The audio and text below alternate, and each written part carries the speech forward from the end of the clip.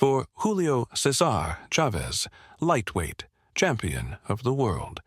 Julio César Chávez, the Mexican boxing legend, the guy who dominated the ring for over a decade. Chávez reminds me of a surgeon. He looks like he knows precisely what's going on, with an unbeaten streak that seemed endless. Mexico's Julio César Chávez. Julio César Chávez. Think back to 1990. Chávez just pulled off one of the most dramatic last-second knockouts ever against Meldrick Taylor. The crowd's going wild, chanting his name. He's at the top of his game. But here's the thing. Sometimes the toughest fights happen outside the ring. What happens when you've conquered the boxing world, but there's still a battle inside you? Today, we're looking beyond the belts in glory to uncover the man behind the myth.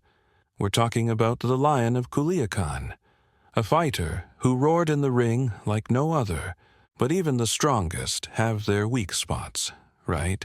So what happened to our champion after that incredible night in 1990? How did the unbeatable Chávez end up facing the fight of his life? Stay tuned, because this story's about to take some wild turns you won't see coming. Born in 1962 in Ciudad Obregón, Sonora, this kid grew up dirt poor. We're talking a family of 10, squeezed into an old railroad car in Culiacan, Mexico. That's where our champs of story kicks off. Chávez wasn't your average poor kid. He was the kind of poor that makes you wonder how people get by.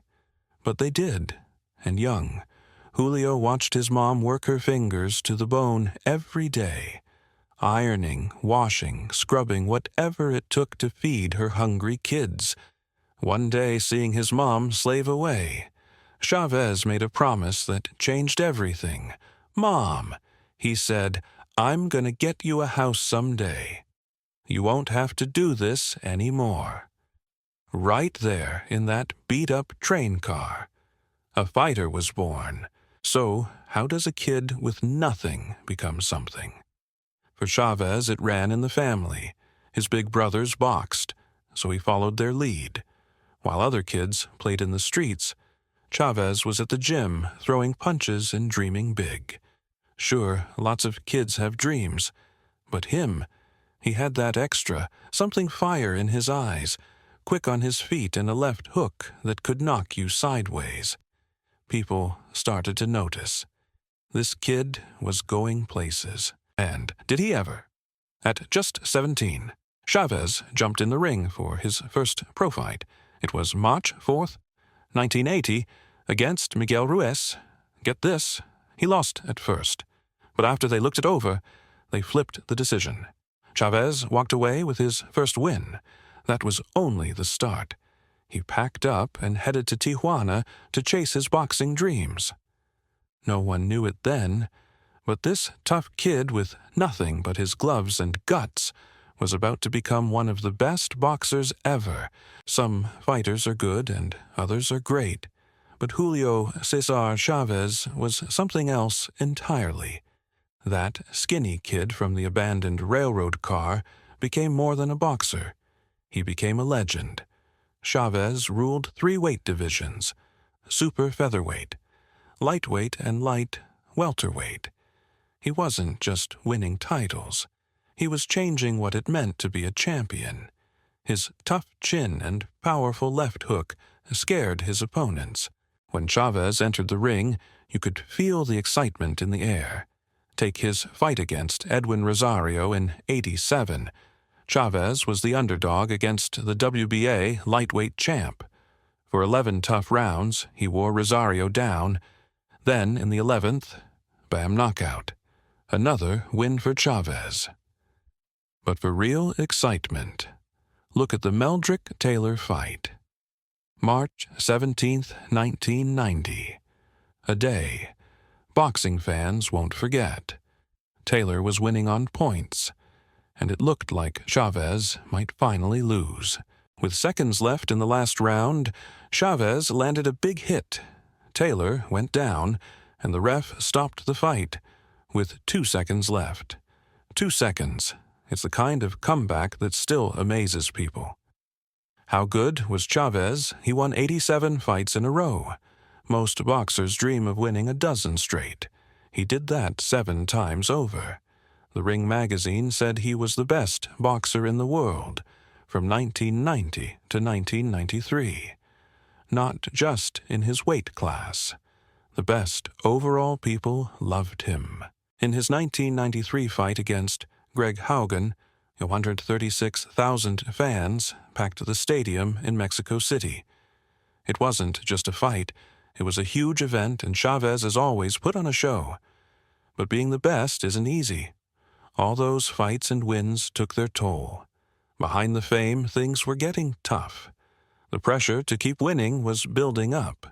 Chavez was about to face a fight that no training could prepare him for. Success brings its own challenges, and for Chavez, reaching the top meant facing intense pressure. Every fight training session and public appearance came with huge expectations. It's like having an entire nation's hopes riding on your shoulders. That's enough to make anyone crack. The physical toll was brutal. Chavez pushed his body to the limit, constantly. Early mornings, late nights, tough training, it never stopped. This left a little room for anything else. His personal life suffered. With all that training and fighting, when could he make time for family, friends? Just being a regular guy, soon cracks appeared. The unbeatable champ looked for ways to handle the stress, and he found it in alcohol. It started small, a drink here and there, just to relax after a hard day. But that's how these things go. They tend to grow into bigger problems. Take the 1987 fight against Edwin Rosario, where Chavez won the WBA lightweight title. After the crowds left and the lights went out, Chavez started drinking, and he kept going. It's pretty ironic. One of his biggest wins kicked off his toughest battle. From then on, alcohol became his constant companion. It was there for celebrations to dull the pain of training, to help him forget the pressure. But here's the thing. The more Chavez leaned on alcohol, the more it threatened everything he'd worked for. His perfect record, his reputation, his legacy. It was all at risk. It was in too deep to see the danger. So there he was, Julio César Chávez, the Lion of Culiacán, the undefeated champ at the top of his game. But instead of enjoying it, he was close to falling hard. His ring glory was fading, overshadowed by a new fight, not against another boxer, but against himself. Remember Chávez's tough fights in the ring? Well, his hardest battle wasn't under those bright lights.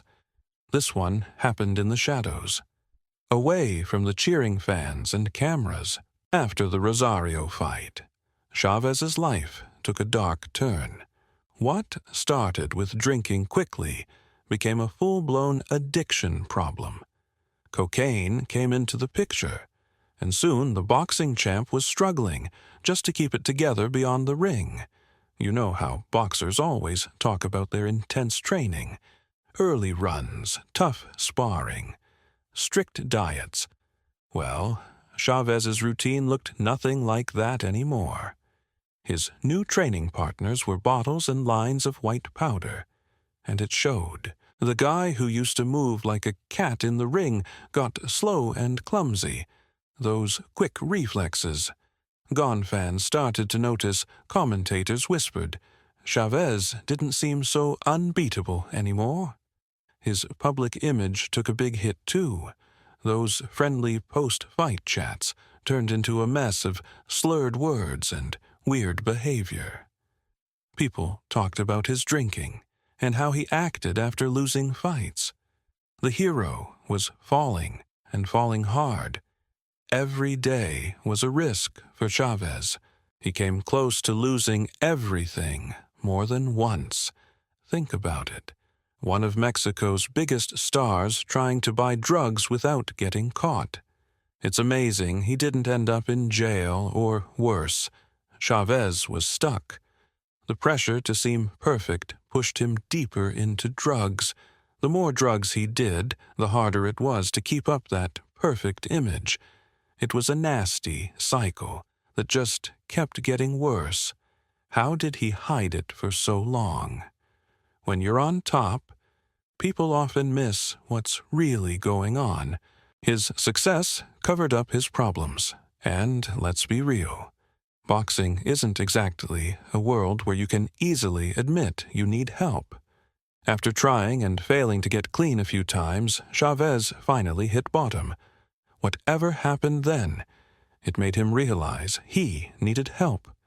It was his wake-up call, a moment of clarity and all that mess. That's when his toughest fight started. Not in the ring, but in rehab. The road ahead was long and hard, with no sure when. But if Chávez knew how to do one thing, it was fight. And this time he was fighting for his life. Getting back up when your mind is throwing the punches is tough. But that's exactly what Chávez faced when he decided to tackle his addiction. The boxing champ now found himself in the fight of his life with no bell to save him. His journey to sobriety was like a brutal boxing match full of ups and downs. He'd go to rehab determined to change only to relapse weeks later. It was a cycle of hope and disappointment, each setback hitting hard. For Chávez, it was like learning to box all over again every day, a new round to win. And his family and friends, the trust he'd broken wasn't easy to fix. Think about trying to convince your loved ones you're really going to change this time when they've heard it before. He had to prove himself not just in rehab, but to the people who mattered most. His legacy took a hit, too. All those amazing achievements in the ring, the undefeated streak, the world titles, risks being overshadowed by his struggles outside the ropes. People wondered, would Chávez be remembered as a boxing great or as another star who burned out too soon? But champions don't stay down. Just when it looked like Chávez was out for good, he found a second win. He dug deep for one more push. It took several tries before he finally got sober for good. It wasn't quick or easy. It was a long, tough process that tested all of his willpower.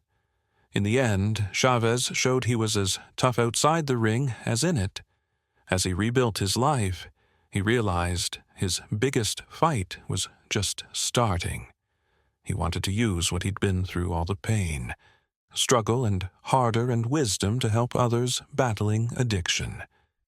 The champ was ready to fight again, this time for something bigger than any title.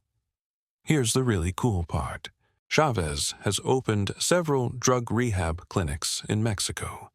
These aren't just for show, they're serious operations. We're talking full treatment programs, therapy, support groups, everything people need to get better. And it's working. Hundreds of people have turned their lives around thanks to these clinics. What makes his work special is how personal it is. When he shares his story, he doesn't hold back. He talks about the lowest points, the struggles, all of it, and people connect with that. It shows them that recovery isn't some far-off dream. It's something they can do too. Looking at Chávez's journey from boxing champ to rock bottom and back up again, you can see his legacy changing. It's not just about his time in the ring anymore. It's about the lives he's changing now. And honestly, this new fight might be his biggest win yet. When we talk about Chávez now, it's not all about his boxing. He's become a symbol of hope for people battling addiction. Remember when nobody talked about addiction in sports? He changed that. He didn't hide his struggles. He put them out there for everyone to see. He showed that even the toughest athletes can face this challenge. What really sets Chávez apart is what he did after getting clean.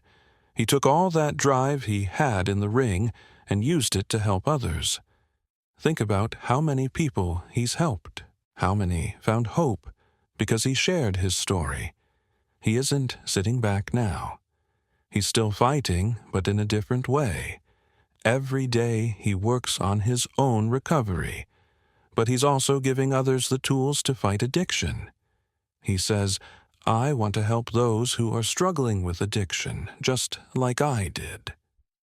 When we look at Chávez's legacy now, it's about more than boxing. It's about coming back from the brink and using that experience to lift others up. And remember, Chávez is still in this fight. Addiction doesn't go away overnight. It's something you deal with every day. But he has shown he can go the distance. And now he's not just fighting for himself. He's fighting for all of us. Remember, when we talked about Chávez's amazing career, his toughest fight wasn't in the ring. It was the daily battle to stay sober, and he's winning that one too. Chávez's story goes beyond boxing. It's about falling and getting back up, facing your fears head-on, and using your struggles to help others. About half of the people in recovery slip up at some point, but Chávez is beating those odds, and he's helping others do the same. So when life gets tough, think of him. If he can take on addiction and come out strong, maybe you can tackle your challenges too. What do you think about Chávez's journey? Ever faced a tough battle yourself? We want to hear from you in the comments. And if you like this video, stick around. Hit subscribe for more inspiring boxing stories. See you next time. Music